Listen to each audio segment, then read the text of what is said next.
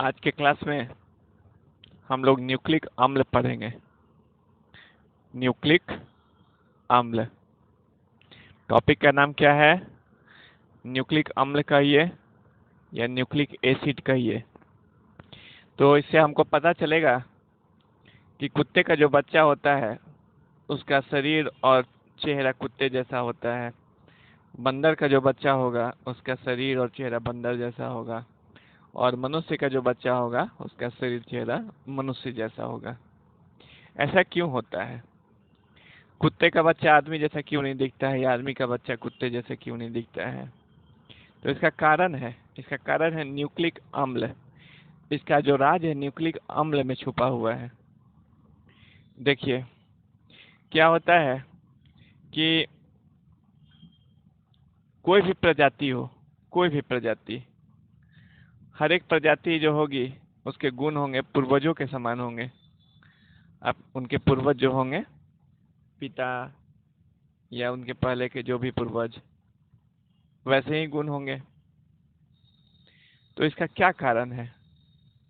पहले तो जान लीजिए कि जो हम लोग पूर्वजों का गुण प्राप्त करते हैं, जैसे कि अपने दादा या पिता के समान चेहरा, रंग रूप प्राप्त करते हैं, इस गुण को आनुवंशिकता कहते हैं। बायोलॉजी में इसे हेरिडिटी कहते हैं, 10th क्लास में पढ़े होंगे। आनुवंशिकता का गुण, जैसे गुलाब का फूल गुलाब जैसा होगा, वैसे ही कुत्ते का बच्चा कुत्ते जैसा होगा। क्यों?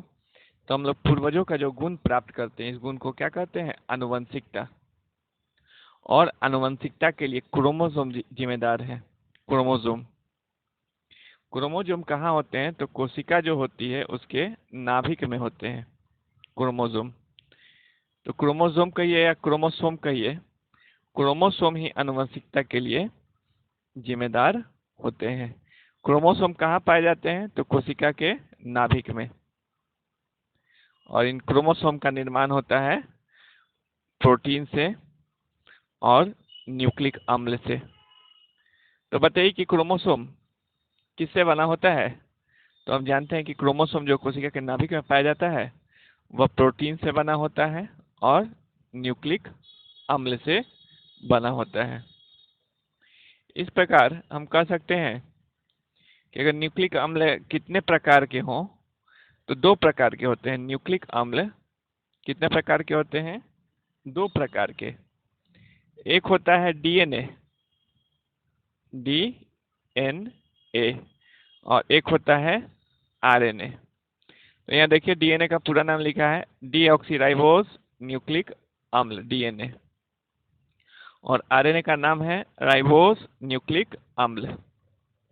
तो हम सभी जान गए हैं कि न्यूक्लिक अम्ल कितने तरह के होते हैं? तो 2 तरह के, डीएनए और आरएनए। डीएनए का पूरा नाम क्या है? तो डीऑक्सीराइबोस न्यूक्लिक अम्ल, और आरएनए का नाम है राइबोस न्यूक्लिक अम्ल। तो एक बार फिर से हम लोग रिवीजन करते हैं। आज हम लोगों का टॉपिक का नाम है न्यूक्लिक अम्ल, न्यूक्लिक एसिड। तो इसमें सबसे पहले कॉन्सेप्ट है कि जो हम पूर्वजों का गुण हमारे में आता है, जैसे रंग रूप चेहरा लंबाई इत्यादि, जो पूर्वजों का गुण हमारे में आता है उस गुण को आनुवंशिकता कहते हैं, हेरिडिटी।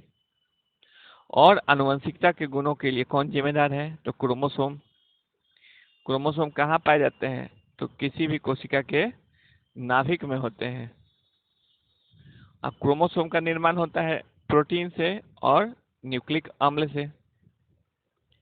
तो मतलब कि क्रोमोसोम के घटक है न्यूक्लिक अम्ल, यानी कि न्यूक्लिक अम्ल से ही क्रोमोसोम का निर्माण होता है। और न्यूक्लिक अम्ल को 2 भागों में बांटा गया है। 2 प्रकार के होते हैं न्यूक्लिक अम्ल, एक होता है डीएनए और दूसरा होता है आरएनए। डीएनए का पूरा नाम है डीऑक्सीराइबोस न्यूक्लिक अम्ल और आरएनए का पूरा नाम है राइबोस न्यूक्लिक अम्ल। डीएनए की जो संरचना होती है वो द्विकुंडलित होती है। ऐसी संरचना होती है, और इस द्विकुंडलित संरचना की खोज जेम्स डेवे वॉटसन ने, यानी कि वॉटसन ने की थी।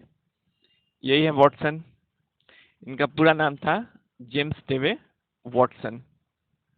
1928 के करीब में इनका जन्म हुआ था और इन्होंने ही डीएनए के संरचना की खोज की थी, जिसके लिए इन्हें नोबेल पुरस्कार प्रदान किया गया। डीएनए की संरचना कैसी होती है? तो द्विकुंडलित होती है। देखिए 2 कुंडलियां हैं। तो ये जो द्विकुंडलित संरचना है, इसमें आपस में ये कैसे जुड़ी होती हैं? तो 4 क्षारों के द्वारा, यानी कि बेस 4 क्षार के द्वारा जुड़ी होती हैं, जिसमें एक क्षार होता है एडिनिन। एडिनिन का जुड़ा होता है थाइमिन के साथ, और एक क्षार होता है गुआनिन, इसका जुड़ा होता है साइटोसिन के साथ। तो आगे आज के क्लास में या कल के क्लास में इसके बारे में और बताया जाएगा, एडिनिन थाइमिन के बारे में। तो ऐसे ही डीएनए की संरचना होती है, यानी कि द्विकुंडलित संरचना होती है। डीएनए की संरचना की खोज किसने की थी? जेम्स डेवे वॉटसन ने। तो यहाँ देखिए डीएनए की संरचना है, जिसमें ये गुआनिन है, गुआनिन है।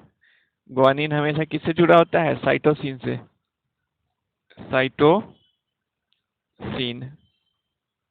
साइटोसिन से। और ये जो टी लिखा है, टी मतलब थाइमिन।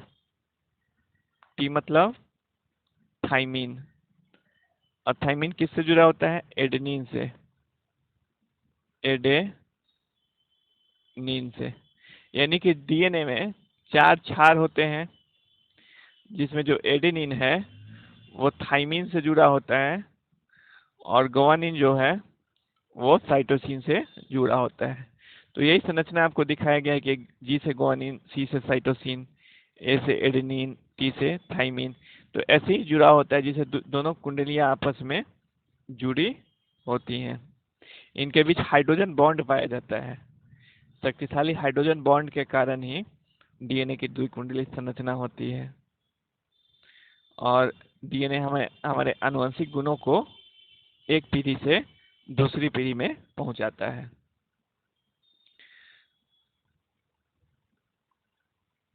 तो आज की पढ़ाई में फिर से देख लें। पढ़ाई का नाम क्या है?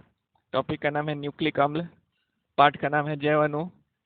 न्यूक्लिक अम्ल क्रोमोसोम के घटक होते हैं। क्रोमोसोम कहाँ होते हैं? कोशिका के नाभिक में। क्रोमोसोम ही आनुवंशिक गुणों के लिए जिम्मेदार होते हैं। और क्रोमोसोम का घटक क्या है? तो न्यूक्लिक अम्ल और प्रोटीन। न्यूक्लिक अम्ल कितने तरह के होते हैं? तो 2 प्रकार के, डीएनए और आरएनए। डीएनए के संरचना की खोज किसने की? जेम्स डेवे वॉटसन ने। इसमें द्विकुंडलित संरचना होती है, और यहाँ डीएनए की आकृति है।